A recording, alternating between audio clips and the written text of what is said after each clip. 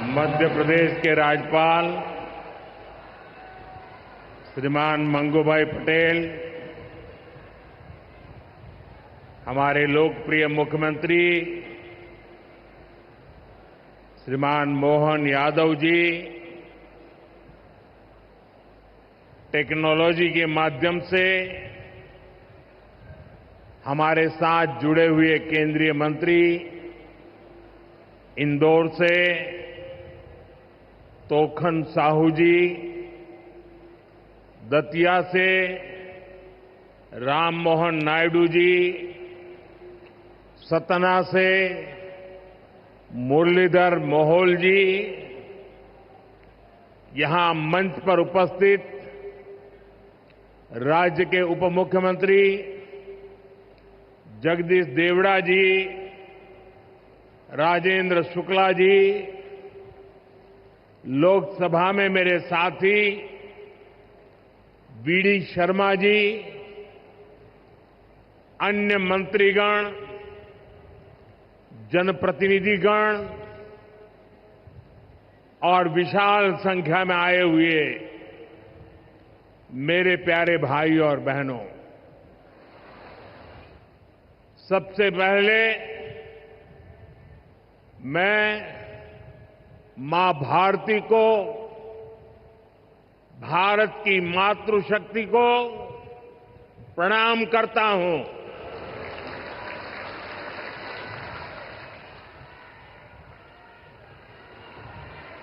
आज यहां इतनी बड़ी संख्या में माताएं, बहनें, बेटियां हमें आशीर्वाद देने आई हैं। मैं आप सभी बहनों के दर्शन पाकर धन्य हो गया हूं।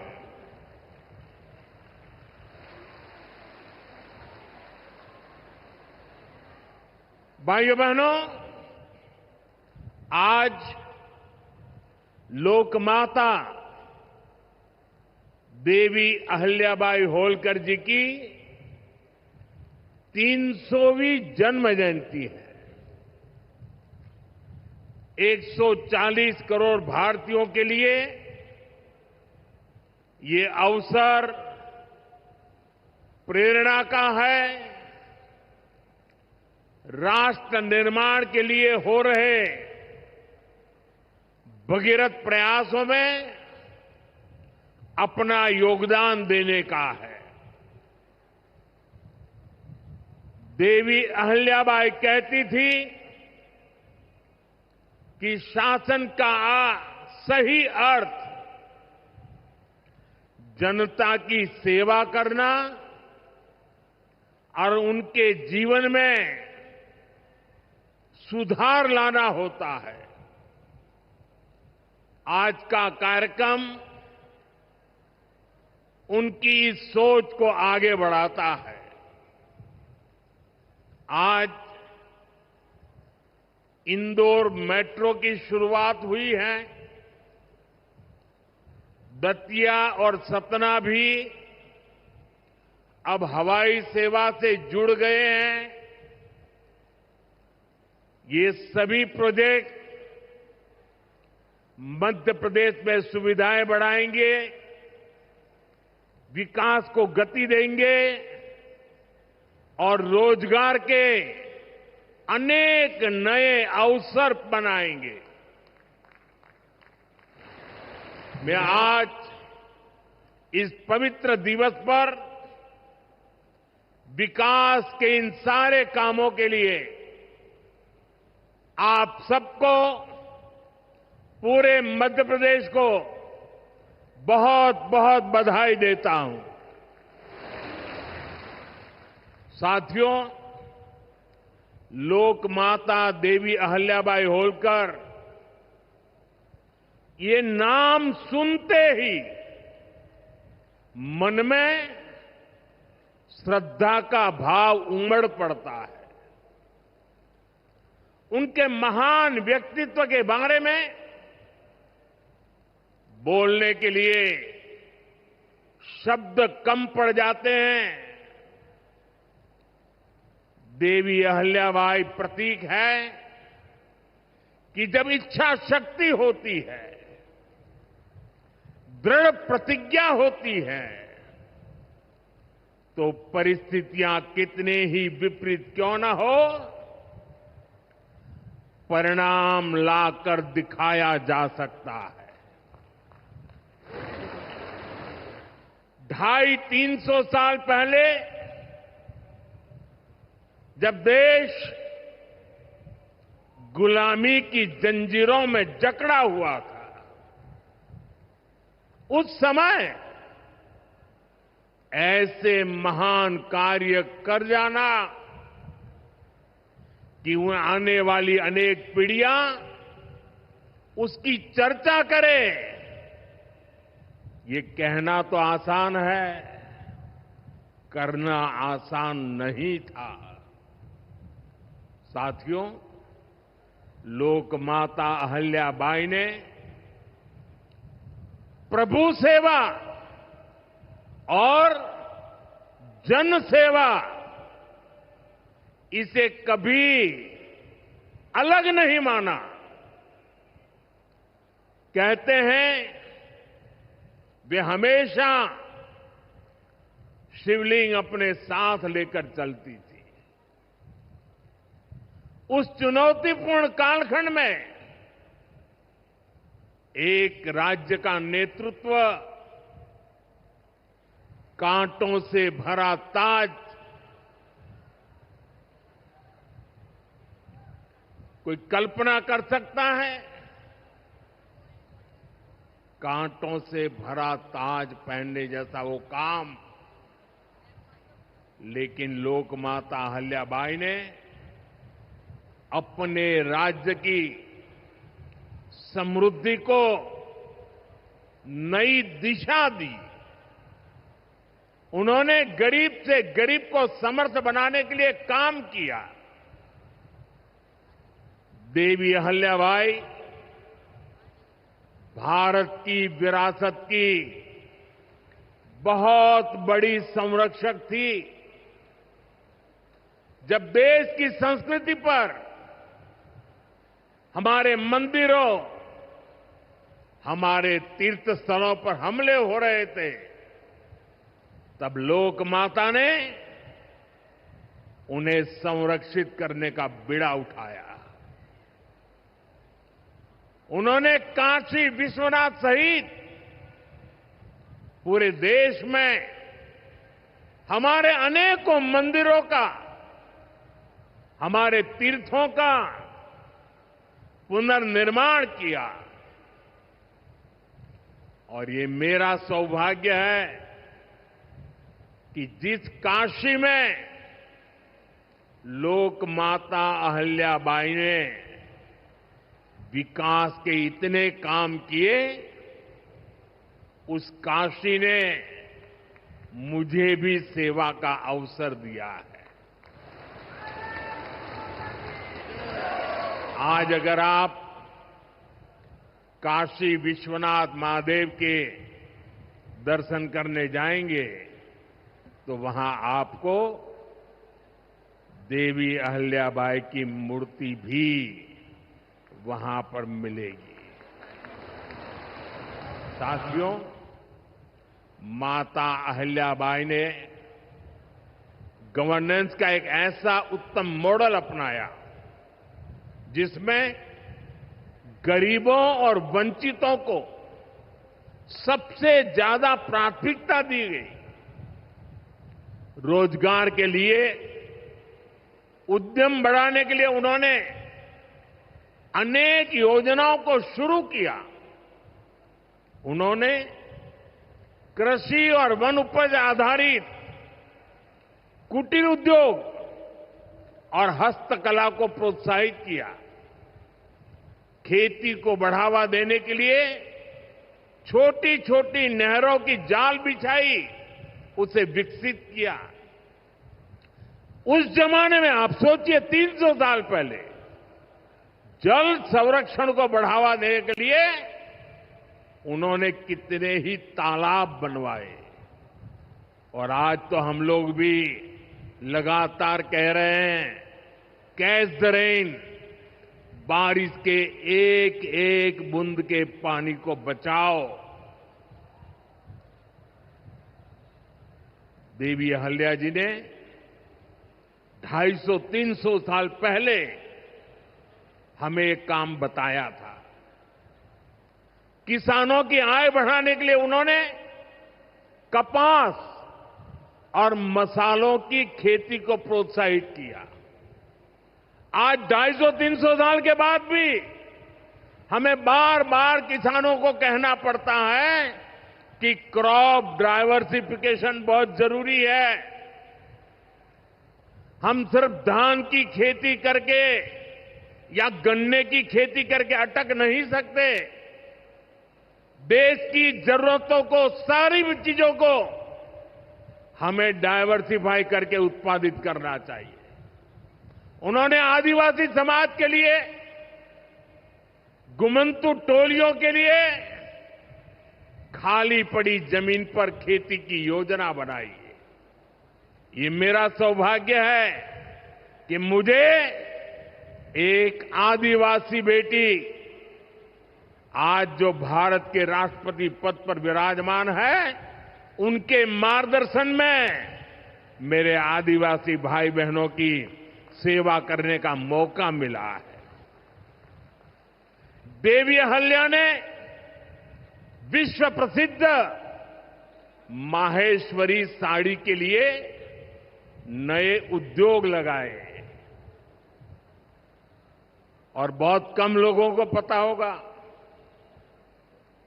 कि देवी अहल्या जी हुनर की पारखी थी और वो जूनागढ़ से, गुजरात में जूनागढ़ से कुछ परिवारों को माहेश्वर लाई और उनको साथ जोड़ करके आज से 250-300 साल पहले ये माहेश्वरी साड़ी का काम आगे बढ़ाया, जो आज भी अनेक परिवारों का वो गहना बन गया है और जिससे हमारे बुनकरों को बहुत फायदा हुआ। साथियों, देवी अहल्याबाई को कई बड़े सामाजिक सुधारों के लिए भी हमेशा याद रखा जाएगा। आज अगर बेटियों की शादी की उम्र की चर्चा करें तो हमारे देश में कुछ लोगों को सेक्युलरिज्म खतरे में दिखता है। उनको लगता है ये हमारे धर्म के खिलाफ है। ये देवी अहल्या जी देखिए, मातृशक्ति के गौरव के लिए उस जमाने में बेटियों की शादी की उम्र के विषय में सोचती थी। उनकी खुद की शादी छोटी उम्र में हुई थी, लेकिन उनको सब पता था कि बेटियों के विकास के लिए कौन सा रास्ता होना चाहिए। ये देवी अहल्या जी थी, उन्होंने महिलाओं का भी संपत्ति में अधिकार हो, जिन स्त्रियों के प्रति की असमय मृत्यु हो गई हो वो फिर विवाह कर सके, उस कालखंड में ये बातें करना भी बहुत मुश्किल होता था। लेकिन देवी अहल्याबाई ने इन समाज सुधारों को भरपूर समर्थन दिया। उन्होंने मालवा की सेना में महिलाओं की एक विशेष टुकड़ी भी बनाई थी। ये पश्चिम की दुनिया के लोगों को पता नहीं है, हमें कोसते रहते हैं। हमारी माताओं बहनों के अधिकारों के नाम पर हमें नीचा दिखाने की कोशिश करते हैं। 250-300 साल पहले हमारे देश में सेना में महिलाओं का होना, साथियों, महिला सुरक्षा के लिए उन्होंने गांवों में नारी सुरक्षा टोलियां ये भी बनाने का काम किया था। यानी माता अहिल्याबाई राष्ट्र निर्माण में हमारी नारी शक्ति के अमूल्य योगदान का प्रतीक है। मैं समाज में इतना बड़ा परिवर्तन लाने वाली देवी अहिल्यादेवी जी को आज श्रद्धापूर्वक नमन करता हूं, उनके चरणों में प्रणाम करता हूं और मैं उनसे प्रार्थना करता हूं कि आप जहां भी हो, हम सभी पर अपना आशीर्वाद बरसाए। साथियों, देवी अहिल्या का एक प्रेरक कथन है जो हम कभी भूल नहीं सकते। और उस कथन का अगर मोटे मोटे शब्दों में मैं कहूं तो उसका भाव यही था कि जो कुछ भी हमें मिला है वो जनता द्वारा दिया ऋण है, जिसे हमें चुकाना है। आज हमारी सरकार लोकमाता अहिल्याबाई के इन्हीं मूल्यों पर चलते हुए काम कर रही है। नागरिक देवो भव, ये आज गवर्नेंस का मंत्र है। हमारी सरकार विमेन लेड डेवलपमेंट के विजन को विकास की धुरी बना रही है। सरकार के हर बड़ी योजना के केंद्र में माताएं, बहनें, बेटियां हैं। आप भी जानती हैं, गरीबों के लिए 4 करोड़ घर बनाए जा चुके हैं और इनमें से अधिकतर घर हमारी माताओं बहनों के नाम पर है। अब मालिकाना हक मेरी माताओं बहनों को दिया है। इनमें से ज्यादातर महिलाएं ऐसी हैं जिनके नाम पहली बार कोई संपत्ति दर्ज हुई है। यानी देश की करोड़ों बहनें पहली बार घर की मालकिन बनी है। साथियों, आज सरकार हर घर तक नल से जल पहुंचा रही है ताकि हमारी माताओं बहनों को असुविधा ना हो, बेटियां अपनी पढ़ाई में ध्यान दे सके। करोड़ों बहनों के पास पहले बिजली, एलपीजी गैस और टॉयलेट जैसी सुविधाएं भी नहीं थी। ये सुविधाएं भी हमारी सरकार ने पहुंचाई। और ये सिर्फ सुविधाएं नहीं है, ये माताओं बहनों के सम्मान का हमारी तरफ से एक नम्र प्रयास है। इससे गांव की गरीब परिवारों की माताओं बहनों के जीवन से अनेक मुश्किलें कम हुई है।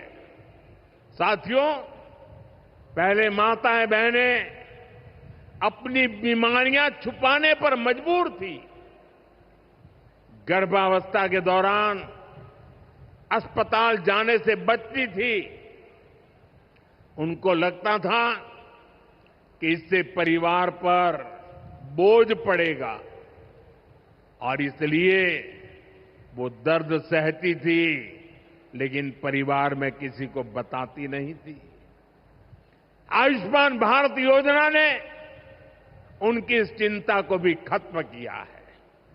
अब वो भी अस्पताल में 5 लाख रुपए तक का मुफ्त इलाज करा सकती है। साथियों, महिलाओं के लिए पढ़ाई और दवाई के साथ ही जो बहुत जरूरी चीज है वो कमाई भी है। जब महिला की अपनी आय होती है तो घर में उसका स्वाभिमान और बढ़ जाता है, घर के निर्णयों में उसकी सहभागिता और बढ़ जाती है। बीते 11 वर्षों में हमारी सरकार ने देश की महिलाओं को आर्थिक रूप से सशक्त करने के लिए निरंतर काम किया है। आप कल्पना कर सकते हैं, 2014 से पहले आपने मुझे सेवा करने का मौका दिया, उसके पहले 30 करोड़ से ज्यादा बहनें ऐसी थी जिनका कोई बैंक खाता ही नहीं था। हमारी सरकार ने इन सभी के बैंक में जन धन खाते खुलवाए। इन्हीं खातों में अब सरकार अलग अलग योजनाओं का पैसा सीधा उनके खाते में भेज रही है। अब वे गांव हो या शहर अपना कुछ न कुछ काम कर रही है, आर्थिक उपार्जन कर रही है, स्वरोजगार कर रही है। उन्हें मुद्रा योजना से बिना गारंटी का लोन मिल रहा है। मुद्रा योजना की 75% से ज्यादा लाभार्थी ये हमारी माताएं, बहनें, बेटियां हैं। साथियों, आज देश में 10 करोड़ बहनें सेल्फ हेल्प ग्रुप से जुड़ी हैं, जो कोई न कोई आर्थिक गतिविधि करती है।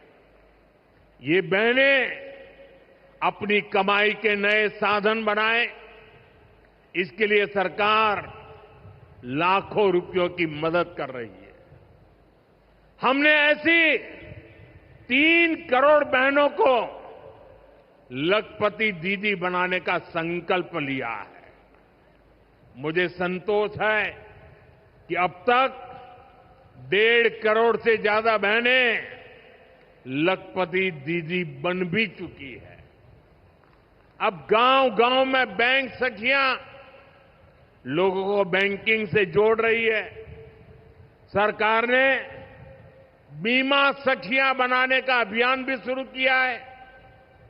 हमारी बहनें, बेटियां अब देश को बीमा की सुरक्षा देने में बहुत बड़ी भूमिका निभा रही हैं। साथियों, एक समय था जब नई टेक्नोलॉजी आती थी तो उससे महिलाओं को दूर रखा जाता था। हमारा देश आज उस दौर को भी पीछे छोड़ रहा है। आज सरकार का प्रयास है कि आधुनिक टेक्नोलॉजी में भी हमारी बहनें, हमारी बेटियां आगे बढ़कर के नेतृत्व दें। अब जैसे आज खेती में ड्रोन क्रांति आ रही है, इसको हमारी गांव की बहनें ही नेतृत्व दे रही है। नमो ड्रोन दीदी अभियान से गांव की बहनों का हौसला बढ़ रहा है, उनकी कमाई बढ़ रही है और गांव में उनकी एक नई पहचान बन रही है। साथियों, आज बहुत बड़ी संख्या में हमारी बेटियां वैज्ञानिक बन रही है, डॉक्टर, इंजीनियर और पायलट बन रही है।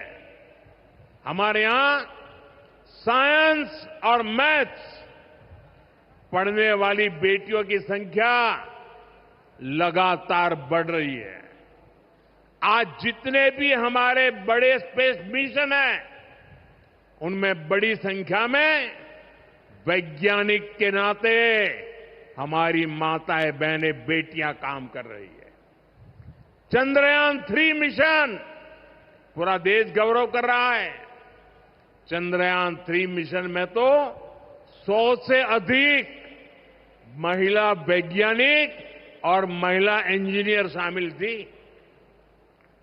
ऐसे ही जमाना स्टार्टअप का है।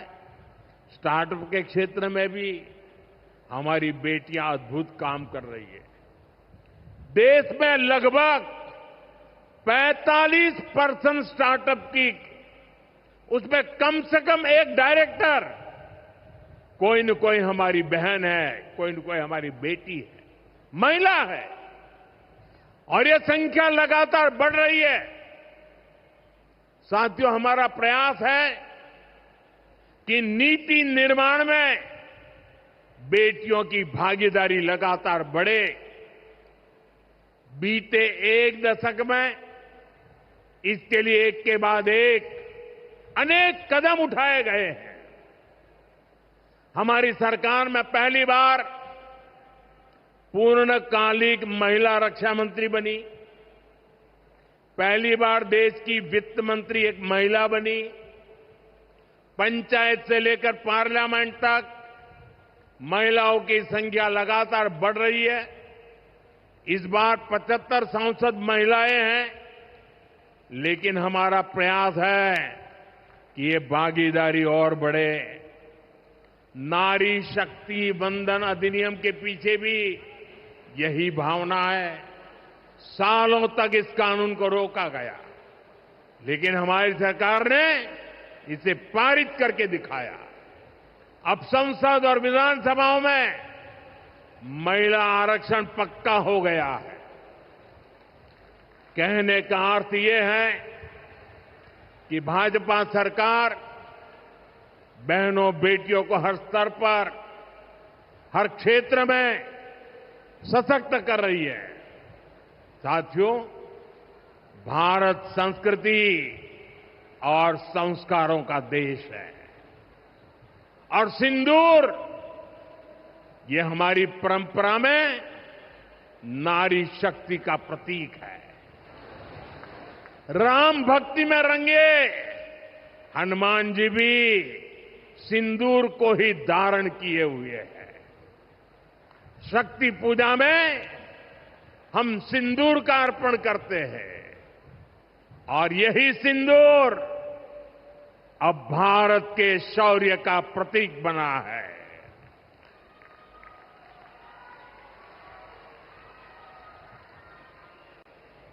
साथियों, पहलगाम में आतंकियों ने सिर्फ भारतीयों का खून ही नहीं बहाया, उन्होंने हमारी संस्कृति पर भी प्रहार किया है। उन्होंने हमारे समाज को बांटने की कोशिश की है और सबसे बड़ी बात, आतंकवादियों ने भारत की नारी शक्ति को चुनौती दी है। ये चुनौती आतंकवादियों और उनके आकाओं के लिए काल बन गई है, काल। ऑपरेशन सिंदूर आतंकवादियों के खिलाफ भारत के इतिहास का सबसे बड़ा और सफल ऑपरेशन है। जहां पाकिस्तान की सेना ने सोचा तक नहीं था, वहां आतंकी ठिकानों को हमारी सेना ने मिट्टी में मिला दिया। सैकड़ों किलोमीटर अंदर घुस करके मिट्टी में मिला दिया। ऑपरेशन सिंदूर ने डंके की चोट पर कह दिया है कि आतंकवादियों के जरिए छद्म युद्ध, प्रॉक्सी वॉर नहीं चलेगा। अब घर में घुसकर भी मारेंगे और जो आतंकियों की मदद करेगा उसको भी इसकी भारी कीमत चुकानी पड़ेगी।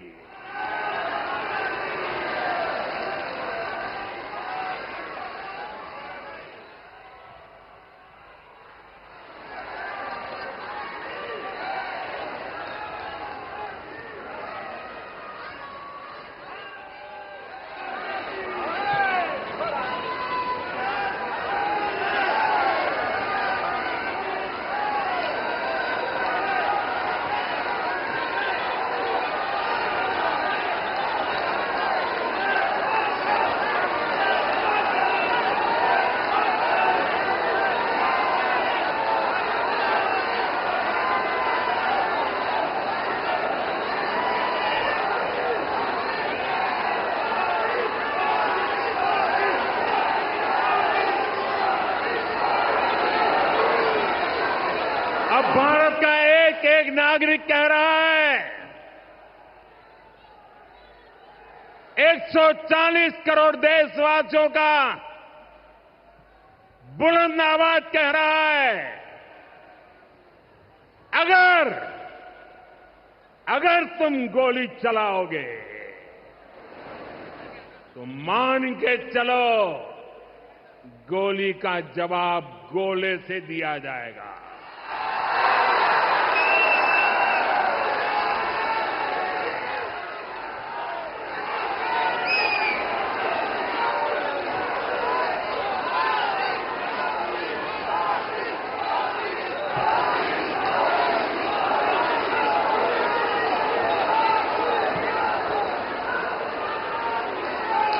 साथियों, ऑपरेशन सिंदूर हमारी नारी शक्ति के सामर्थ्य का भी प्रतीक बना है। हम सभी जानते हैं कि बीएसएफ का इस ऑपरेशन में कितना बड़ा रोल रहा है। जम्मू से लेकर पंजाब, राजस्थान और गुजरात की सीमा तक बड़ी संख्या में बीएसएफ की हमारी बेटियां मोर्चे पर रही थी, मोर्चा संभाल रही थी। उन्होंने सीमा पार से होने वाली फायरिंग का मुंहतोड़ जवाब दिया। कमांड एंड कंट्रोल सेंटर से लेकर दुश्मनों की पोस्टों को ध्वस्त करने तक बीएसएफ की वीर बेटियों ने अद्भुत शौर्य दिखाया है। साथियों, आज दुनिया राष्ट्र रक्षा में भारत की बेटियों का सामर्थ्य देख रही है। इसके लिए भी बीते दशक में सरकार ने अनेक कदम उठाए हैं। स्कूल से लेकर युद्ध के मैदान तक आज देश अपनी बेटियों के शौर्य पर अभूतपूर्व भरोसा कर रहा है।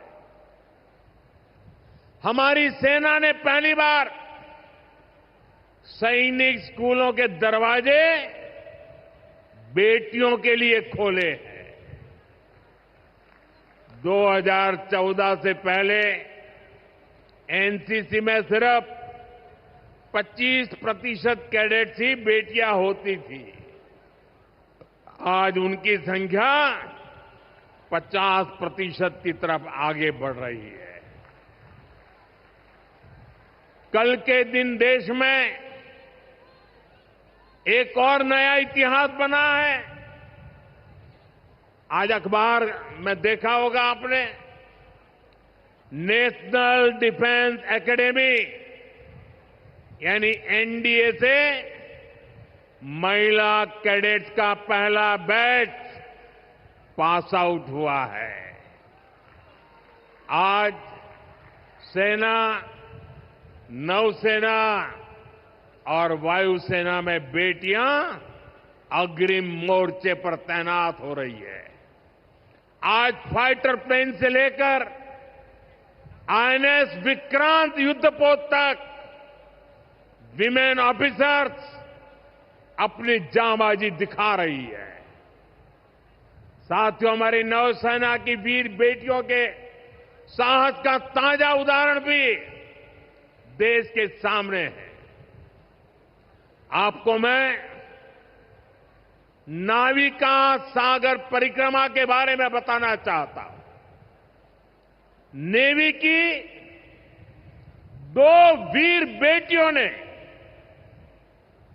करीब 250 दिन की समुद्री यात्रा पूरी की है। धरती का चक्कर लगाया है। हजारों किलोमीटर की ये यात्रा उन्होंने ऐसी नाव से की जो मोटर से नहीं बल्कि हवा से चलती है। सोचिए, 250 दिन समंदर में, इतने दिनों तक समंदर में रहना कई कई हफ्ते तक जमीन के दर्शन तक नहीं होना और ऊपर से समंदर का तूफान कितना तेज होता है मुझे पता है। खराब मौसम, भयानक तूफान, उन्होंने 2 बेटियां, उन्होंने हर मुसीबत को हराया है। ये दिखाता है कि चुनौती कितनी भी बड़ी हो, भारत की बेटियां उस पर विजय पा सकती है। साथियों, नक्सलियों के खिलाफ ऑपरेशन हो या फिर सीमा पार का आतंक हो, आज हमारी बेटियां भारत की सुरक्षा की ढाल बन रही है। मैं आज देवी अहल्या की इस पवित्र भूमि से देश की नारी शक्ति को फिर से सैल्यूट करता हूं। साथियों, देवी अहल्या ने अपने शासनकाल में विकास के कार्यों के साथ साथ विरासत को भी सहेजा। आज का भारत भी विकास और विरासत दोनों को साथ लेकर चल रहा है। आधुनिक इंफ्रास्ट्रक्चर के निर्माण को देश कैसे गति दे रहे हैं, आज का कार्यक्रम इसका उदाहरण है। आज मध्य प्रदेश को पहली मेट्रो सुविधा मिली है। इंदौर पहले ही स्वच्छता के लिए दुनिया में अपनी पहचान बना चुका है। अब इंदौर की पहचान उसकी मेट्रो से भी होने जा रही है। यहां भोपाल में भी मेट्रो का काम तेजी से चल रहा है। मध्य प्रदेश में रेलवे के क्षेत्र में व्यापक काम हो रहा है। कुछ दिन पहले ही केंद्र सरकार ने रतलाम नागदा रूट को 4 लाइनों में बदलने के लिए स्वीकृति दे दी है। इससे इस क्षेत्र में और ज्यादा ट्रेनें चल पाएगी, भीड़भाड़ कम होगी। केंद्र सरकार ने इंदौर मनमाड़ रेल परियोजना को भी मंजूरी दे दी है। साथियों, आज मध्य प्रदेश के दतिया और सतना भी हवाई यात्रा के नेटवर्क से जुड़ गए हैं। इन दोनों हवाई अड्डों से बुंदेलखंड और विंध्य क्षेत्र में एयर कनेक्टिविटी बेहतर होगी। अब मां पीतांबरा, मां शारदा देवी और पवित्र चित्रकूट धाम के दर्शन करना और सुलभ हो जाएगा। साथियों, आज भारत इतिहास के उस मोड़ पर है जहां हमें अपनी सुरक्षा, अपने सामर्थ्य और अपनी संस्कृति हर स्तर पर काम करना है। हमें अपना परिश्रम बढ़ाना है।